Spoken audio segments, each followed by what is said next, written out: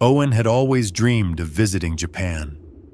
During his university years, the films he watched, the novels he read, and the photographs he saw had turned the country into a land of mysteries in his mind.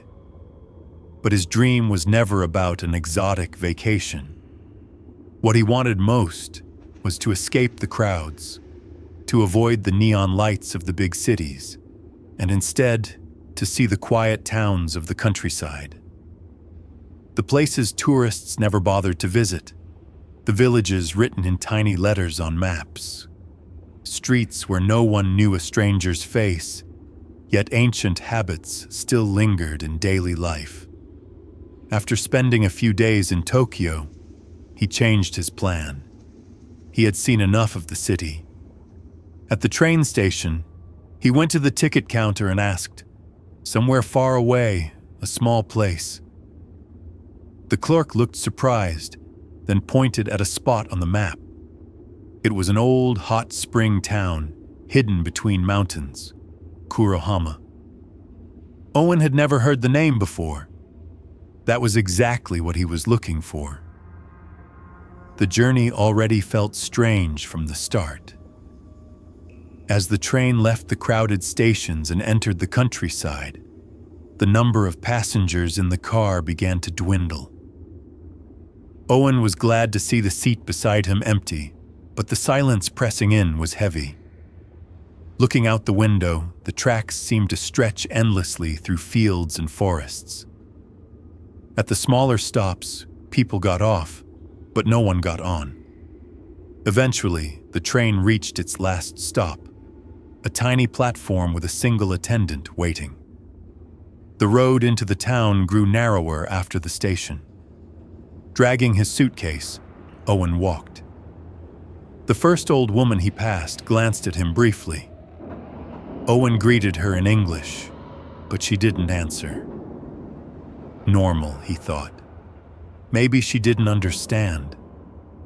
But there was something in her eyes, as if he wasn't supposed to be there. When he finally reached the town, the first thing he noticed was the silence. Even in Japanese villages, there's always a hum. Children's voices, the buzz of motorcycles, barking dogs. Here, there was almost nothing. The narrow streets were lined with wooden houses, all with their windows shut. The shop signs looked old, some faded. When Owen found the ryokan, traditional inn where he was staying, only one man was waiting at the door. The man showed him his room, but never said a word. Even when handing over the key, he avoided eye contact. At first, Owen thought it was just shyness, but inside the room, everything felt off. The table had a tea set, but no water. The curtains were drawn tight, and the calendar on the wall was 3 years out of date. Maybe I'm expecting too much, Owen told himself. It's just a small town. That evening, he went out to walk. He saw a few people in the narrow streets, most of them elderly. Each time he made eye contact, they quickly looked away. He tried greeting them, but was met with silence. It wasn't just caution toward a stranger.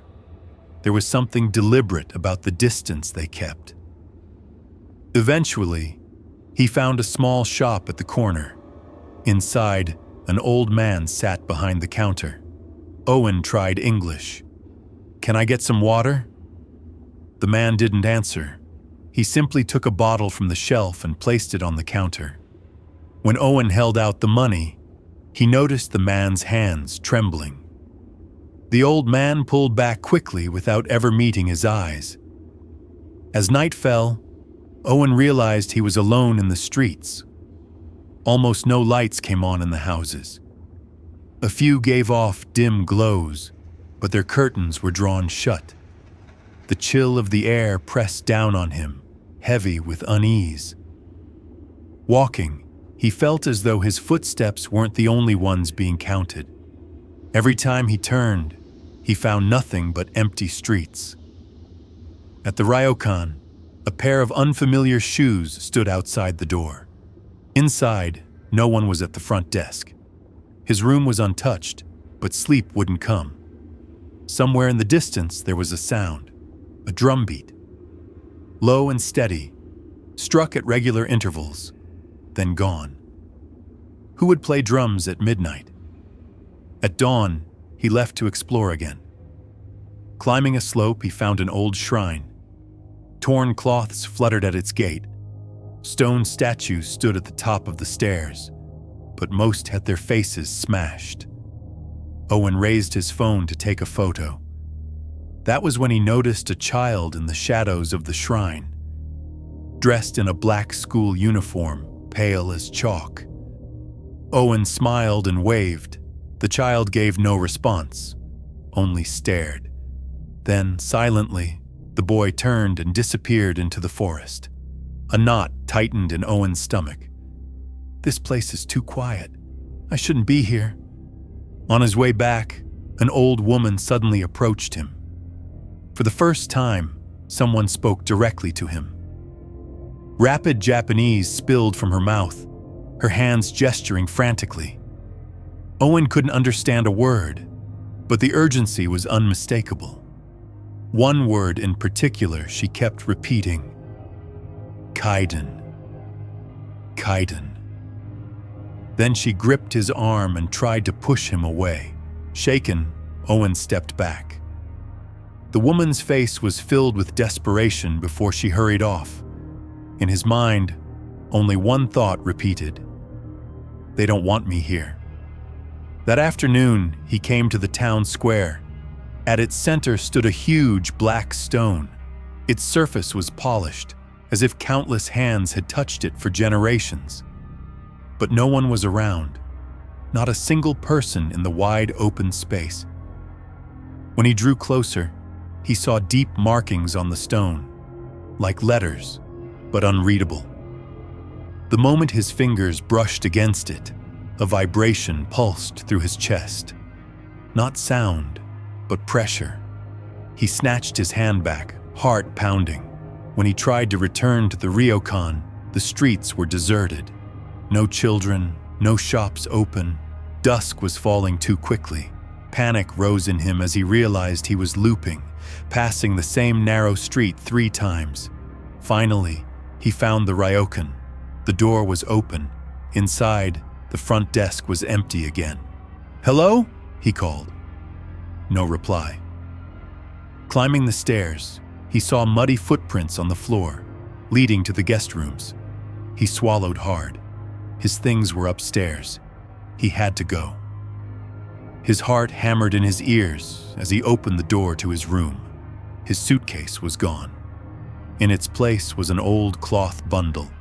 Inside lay a cracked porcelain mask, half a face fissured with fractures. The moment I touched it, the air grew heavier. They don't want me here. But why won't they let me leave? That night, he couldn't close his eyes. The drumbeat returned, steady, relentless from deep within the town. Desperate, he looked out the window. Dozens of people walked through the street, silent, carrying lanterns, all heading toward the stone in the square. Owen followed. He hid among shadows as they gathered around the stone. One by one, they knelt, pressing their hands against it. Without speaking a word, the stone began to crack.